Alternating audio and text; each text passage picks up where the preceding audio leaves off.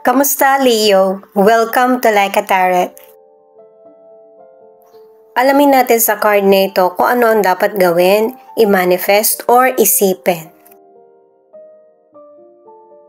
Ang reading natin ngayon ay ano ang mangyayari sa sitwasyon na nasa isip mo? Ano ang message ng person mo sa iyo at ano ang hinahanap ng person mo sa relasyon?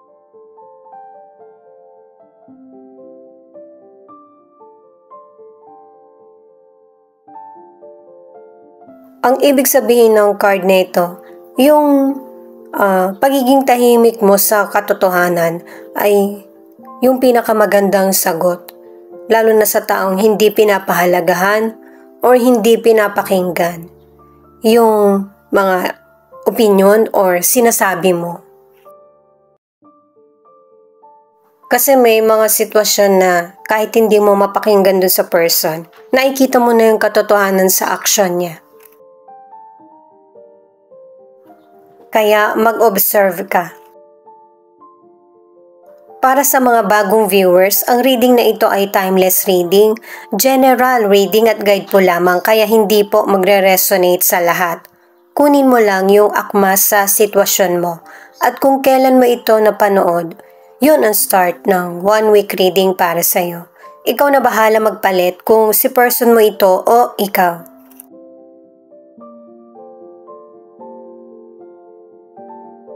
King of Swords, Page of Cups, at 7 of Wands.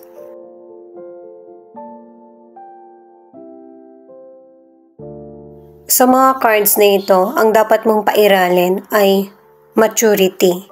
Yung makuha mo yung loob ng person, anak mo man ito or person mo, or kapwa. Mahirap man ito gawin, pero kailangan mo kasing intindihin mo na yung kapwa mo bago mo sabihin yung nararamdaman mo. At saka kaya pinapahiwatig ng mga cards na mas gamitin mo yung maturity para hindi ikaw yung nasisisi. Sa career, ang ilan sa inyo iba't iba na yung naging trabaho mo at saka marami kang naging experience na may hirap na sitwasyon sa buhay mo at saka sa career. Na ia-apply mo na yung galing mo sa trabaho o kaya sa negosyo dahil sa iba't ibang experience. At sa career o negosyo mo, maraming kompetisyon. May mga taong gustong makuha kung ano yung nakamit mo. Kahit na gano'n man ka-stressful ang paligid or ang sitwasyon, kayang-kaya mong makasabay. Masusolusyonan mo at makokontrol. Para sa ilang single, may potential person kang nakilala na humahanga sa iyo. Dahil sa pagiging kalma at saka matalino ka mag-isip. At mas bata sa'yo yung admirer mo. Gusto niya sa person yung mga katangian mo, yung matalino at saka mature mag-isip. Bumibilib siya sa iyo. Kaya lang sa nakikita niya sobrang busy mo, pero maglalakas loob pa rin itong person na ito na sabihin yung feelings niya. Sa mga nasa relationship naman, anak mo yung tinutukoy dito na nirerespeto ka niya. Meron siyang takot sa iyo. Maging kalma ka lang kung wala sa mood yung anak mo o kaya hindi siya nakikinig sa iyo kasi nasa stage siya na feeling alam niya na lahat. Alalayan mo lang para hindi lumayo yung loob sa iyo. Ito yung message ng person mo na ang feeling niya, kayo na yung soulmate at saka ramdam niya yung connection niyo. Masaya ang person mo sa iyo, nai-enjoy niya yung time niyo together para pa rin kayo nag-honeymoon. Ito yung isa sa gusto niyang ginagawa nyo. Yung kahit na couple na kayo or matagal na kayong magkarelasyon, yung nagde-date pa rin kayo. Ikaw yung gusto niyang kausap, interesado siya sa mga kwento mo. Ganto magmahal yung person mo.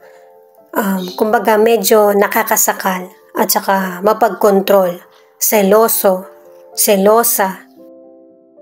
Medyo bawas-bawasan yung ganitong pag-uugali para magtatagal yung relasyon nyo. Ang ilan sa inyo na nasa relationship, kahit na nagkakaroon ng challenges ang relationship nyo ng person mo, ay pinapanatili mo itong payapa. Kausapin mo ng masinsinan yung person mo para malalaman mo kung pareho pa ba kayo ng naiisip or nararamdaman. The Sun, Page of Pentacles, at Three of Pentacles. Itong tatlong cards na ito ang nagsasabi na kung ano yung mga naiisip mo or pinapangarap sa buhay ay magkakaroon ng katuparan. Magtatagumpay ka. Kalkulado ng universe kung ano yung mga situation na binibigyan mo ng aksyon. Yun ang mga may magandang resulta. Kaya ipagpatuloy mo yung plano mo, determinasyon, at saka yung kasipagan para yung long-term plan mo ay magtutuloy-tuloy. Kasi positive itong tatlong cards na ito para sa achievements. Sa financial, ang advice ng cards na ito, hindi ka kikita sa madalian na pagkita or yung wala kang ginagawa. Huwag kang maniniwala sa ganun kasi itong tatlong cards na ito ang nagsasabi na kailangan ng pagkilos mo. Dadami kasi yung kita mo na mababayaran mo lahat ng bayarin mo. At ang isa pa sa naging dahilan kaya dumami yung financial mo, marunong ka kasing mag-control or maghawak nito. At saka sa mga naunang cards, sinabi nga na magaling ka sa karir mo. At kapag may negosyo ka, ikaw dapat yung nag-handle para walang magiging issue. Sa mga single or nasa relationship, sinasabi ng cards na napaka-loving mo na person. At base dito sa mga cards para sa ilang single, na yung person na nagugustuhan mo, sabihin mo sa kanya yung feelings mo sa kanya. Hindi ka magsisisi. Kasi meron din siyang gusto sa iyo.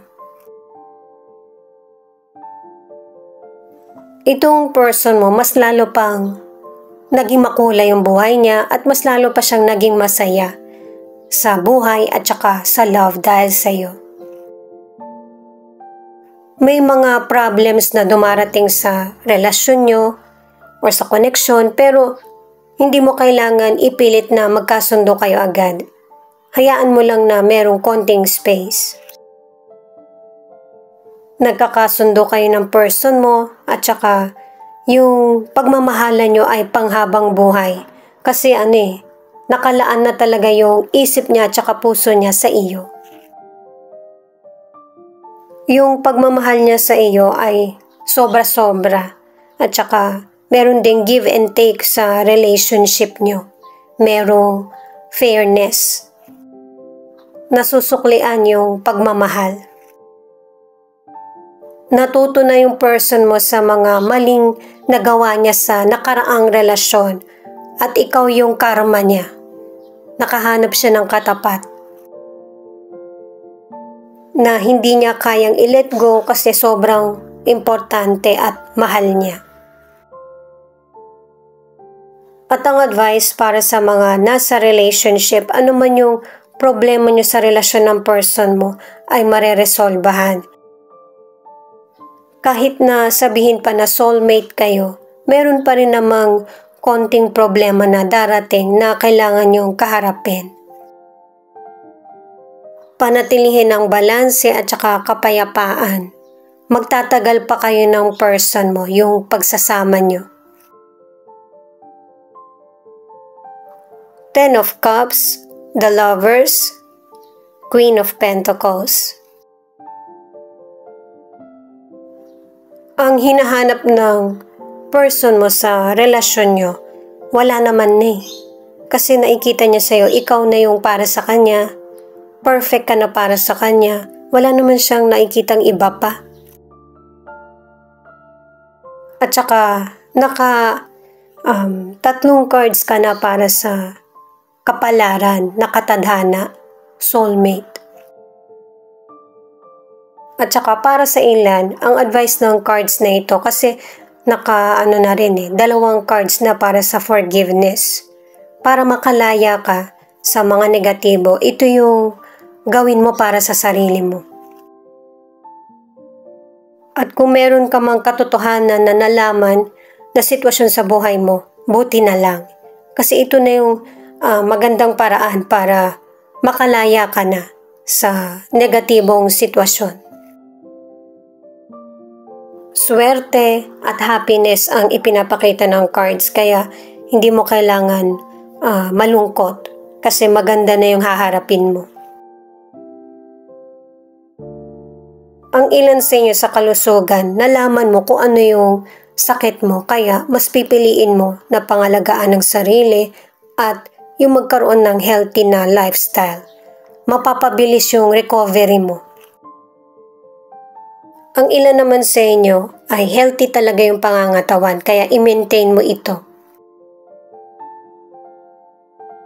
Para sa ilang single, nakaapat na good sign ka na magkakaroon ka ng bagong karelasyon na magtatagal kayo.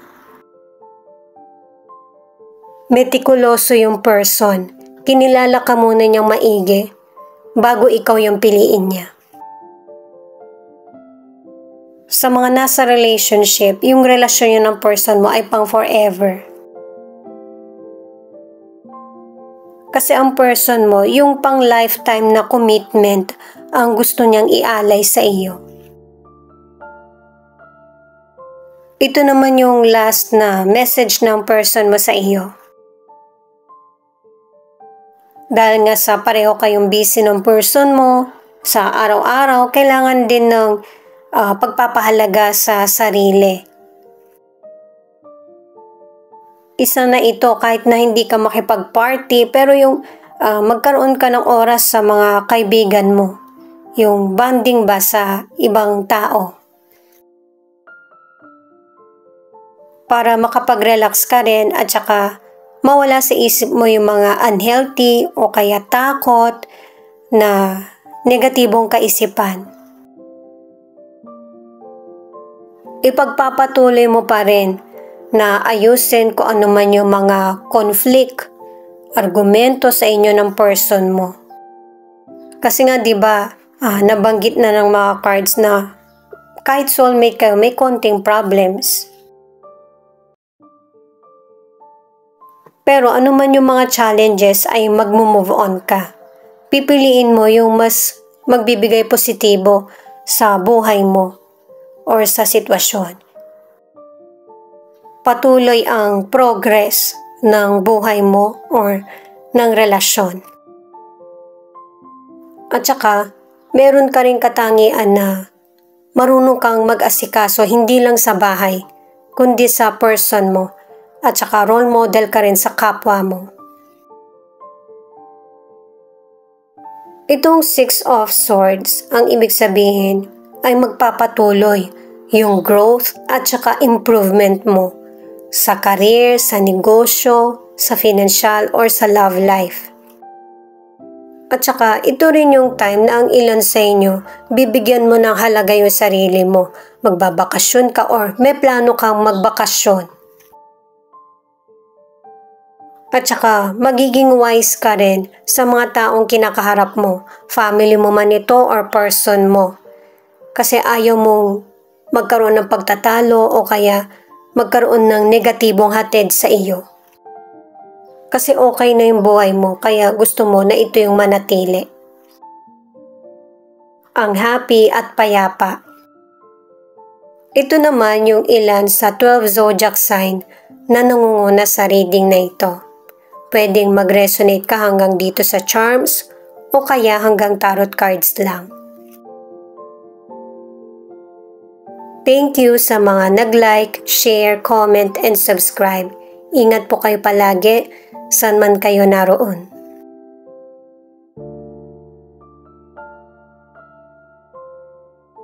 Taurus, Aquarius, Sagittarius, Aries, Gemini, Virgo, at Leo. Ito naman yung charms na posibleng nandito yung letra ng pangalan ng person mo. Ikaw na lang bahalang tumukoy.